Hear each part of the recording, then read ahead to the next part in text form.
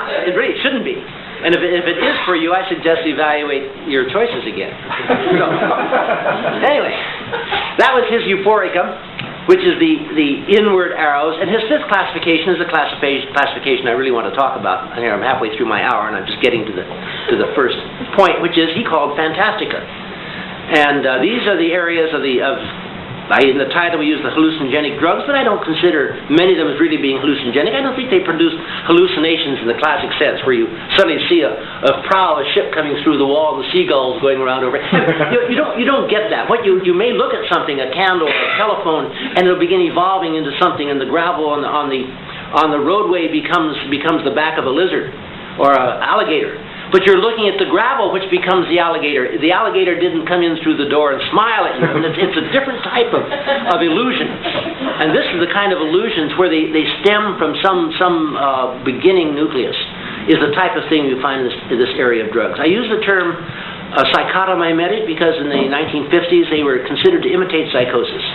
And this was very popular at the time, and then it began falling on hard, infertile soil because it fell out of favor. It became a nadir of philosophy. These don't imitate psychosis at all. These things strictly make you crazy, and you see things and probably jump out of windows. It was a very negative aspect of this whole area. Then it's come back into a nice balance. There's some things in there that are akin to the mental disorders. You get fantasy. Of course, a lot of people who are spontaneously schizophrenic hear things, and with many of these drugs, you see things.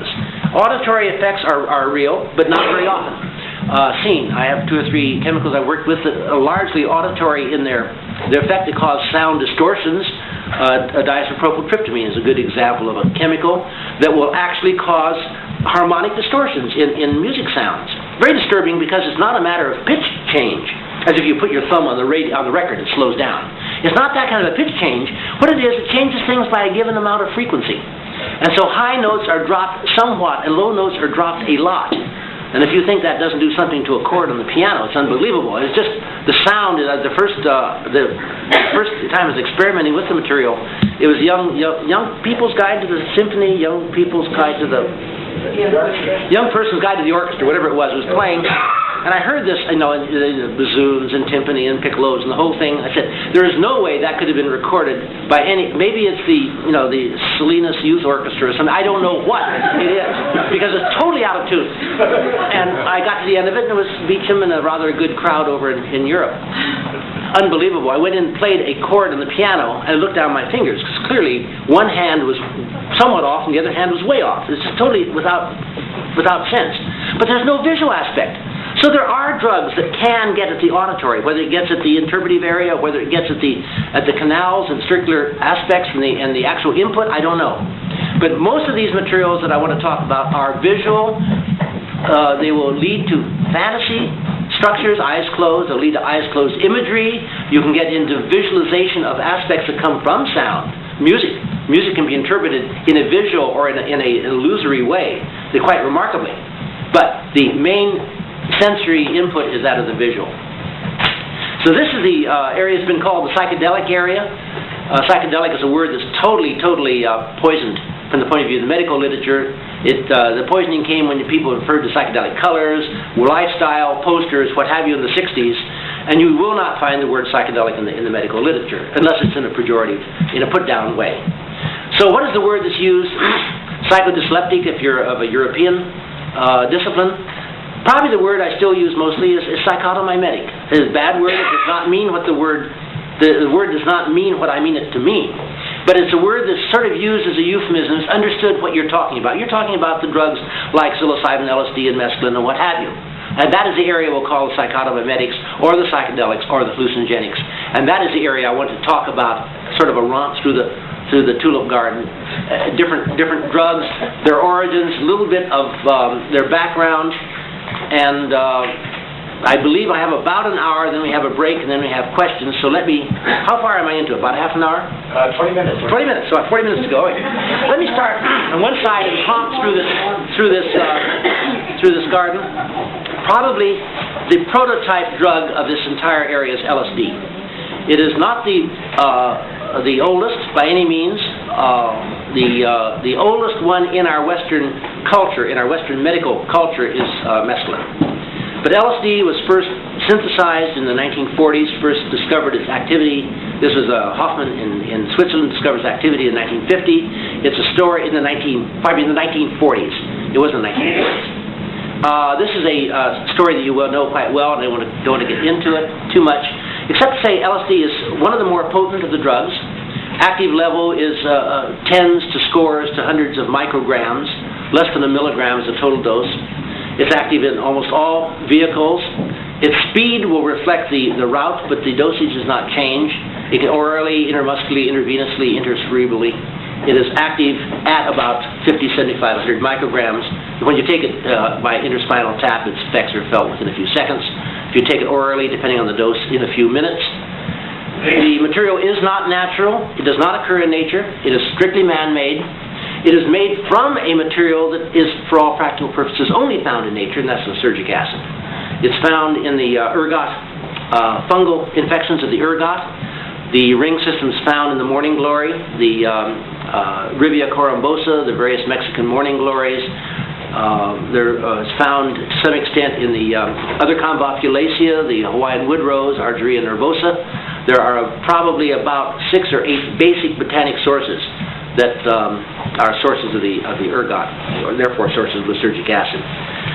There are many derivatives of lysergic acid. Most of them, until about the last 5 years, have been known only to be of interest because they are not psychoactive, but they do go through many of the same biochemical changes that the psychoactive materials go through. A very good example is the material BOL, which is a brominated analog of LSD. It is not active of anything of the action of LSD. I personally have gone to 4 milligrams with it, and I find myself with cold feet and cold fingers, but without any visual influence. It is at all like LSD. And yet it's a very excellent straw man for the arguments of what makes LSD active, because it goes through the same serotonin antagonist tests that LSD goes through. And so it's a good example. Tell me, Mama, why is LSD active? It was because of the following 23 sentences of scientific mumbo-jumbo. But isn't BOL have the same activity? Well, yes, it has the same properties, but it's not active. Why? Don't know. Why? I was asked during dinner night, or going to dinner, why are these things active? Where are they active? I don't know. People say they're active because they influence the reciprocal power thing of the hippocampus as it leads into the trigeminal something or other. Nonsense. You don't know. It's not known why these things do what they do. You can trace where they go in the body if you want to use the body of a rat and use something radioactive, but it's still not totally ethical to take chunks of human brain out in the middle of an experiment and see if they're radioactive or not. And so you don't know. You do not know in man where they go. You do to some extent. I've done some work with DOB where I've made it radioactive with bromine, and I put it in me and other people who happily volunteered at Berkeley. And we found that the radioactivity went to the lung. The very first place was the lung. And the lung began glowing in the picture. We took scans of the body. And the lung was radioactive. Was the center of the psychedelic receptor in the lung? Well, I don't know. Maybe that's where it is. But then finally it began dropping off from the lung and began going in the brain. We're getting uptake in the brain, the bladder, of course, and the liver was just really rolling hot.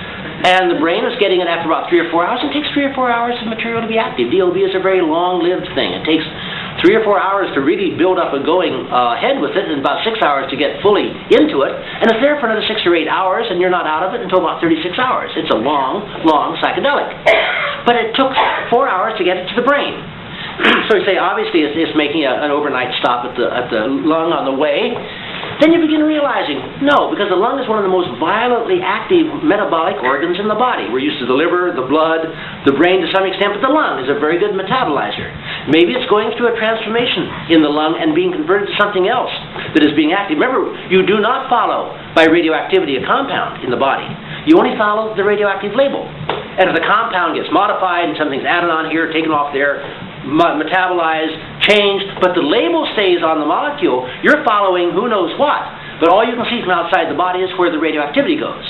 So as far as I'm concerned, that material gets metabolized very possibly in the lung. I'd love to run an experiment of taking lung tissue, human lung tissue, which you can get from a cadaver quite inexpensively, and make a lung culture and see if I can make it metabolize into something. And see what it goes to. You might find a very interesting compound. But this is an awkward thing to do right now because DOB has fallen under the guise of a Schedule I drug which has no medical utility, and therefore cannot be easily done in research. I'll talk about, at the end of the hour, more about I was asked to talk specifically about the influence of the legal system and the medical philosophy on research in the area, and it's been a very interesting story. It's still an evolving story. But I want to hold that off to a little bit later, because I want to go work through the tulip garden first. You have the LSD. I mentioned it's only about the last 4 or 5 years that there have been adequate study of other analogs of LSD. Early in the process, the early work at Sandoz, the work of Hoffman, since the amide was the accessible portion, he made about a dozen different amides. At that point, there was a lot of easy experimentation with human subjects, and they found that really LSD was the most active of the entire family. Almost any modification in the so-called diethylamide, D for diethyl, and the LSD, the diethylamide caused a drop in activity without any change that was favorable in the quality of action. Recently, I've done some work with some other people. We've found that if you modify things within the ring itself, and we have made change from the chemical point of view. If I had a blackboard, I'd draw what I call dirty pictures. Molecular structures, benzene rings, atoms, carbon bonds, all this marvelous things. But let me use hands. If you put up on the D ring larger groups hanging out on a very, very inaccessible position on a nitrogen that's kind of hard to get to, you get quite a change in type of action. The ethyl compound in that area is about 2 or 3 times more potent and is very much shorter lived. The whole experience is over in about 3 hours. You put a propyl or an allyl group in this area, all these being rather monstrous chemical manipulations, the activity drops off, but the time duration is extended. So there is a great deal of fine-tuning that can be done to the LSD molecule, and has been done, which can lead, I hope, eventually to some understanding of the geometry of where it reacts, or what it looks at when it gets to where it reacts. But these are things that are yet to come down the line, because we're just working now building up the basic tools of how to modify the molecule to make it still reactive, still active in man, and eventually traceable. What other is in that area? LSD stands out very much by itself in this complex area. It is at heart an indole. And there is a whole family of indolic materials. In fact, if you had to have 2 pigeonholes to classify psychedelics, what are they calling, hallucinogenic, psychotomimetic drugs into, probably you'd have indoles as one large family, and you'd have phenethylamines as another large family. And it's a very appealing collection of pigeonholes because there are 2 really fundamentally important neurotransmitters in the brain. One of them is serotonin, which happens to be an indole, and the other is dopamine, which happens to be a phenethylamine. And you say, hey, this is kind of hanging together. It's very appealing, one of these marvelously appealing hypotheses. Why don't I put all of the indolic hallucinogenics into the serotonin pigeonhole, and all of the dopamine-like psychedelics into the dopamine pigeonhole, the phenethylamine pigeonhole, and we will see that these work on the serotonin system, these work on the dopamine system. We've explained how these 2 things, how these 2 families operate. We've answered the question. We've solved mental illness, and we'll go on taking up something, maybe the crossbreeding of iris or something. I don't know. We're done with it. It doesn't work, because you'll find the things in this system over here happen to influence dopamine. And some of the rather neat little dopamine imitators are only effective against serotonin. And here's a little compound that's neither a serotonin-like or a dopamine-like structure that happens to influence both. Once you begin getting things in these pigeonholes, they don't fit. And you find yourself getting very frustrated by following this mechanistic, functional type of approach to classification. I mentioned 3 classifications from the government. I mentioned 5 from Levine. I'll make the classifications just about as plentiful as there are compounds to look at. Because I've found that really by the time you get to a new compound, and you begin exploring it, and you find the variation of actions in different people, and you find the type of responses you get to it, you have an individual. You have an individual that is not really can be compared with other things, but it is not another what have you to be classified as being a footnote underneath a larger classification. Go to the area of the indoles where we're just touching. The basic indoles that have been looked at have been most thoroughly studied in man. Dimethyltryptamine, diethyltryptamine, 5-methoxydimethyltryptamine, psilocin, psilocybin. These are probably the major ones that are widely known. Totally different from one another. Dimethyltryptamine, the businessman's lunch, as it's been called. It's a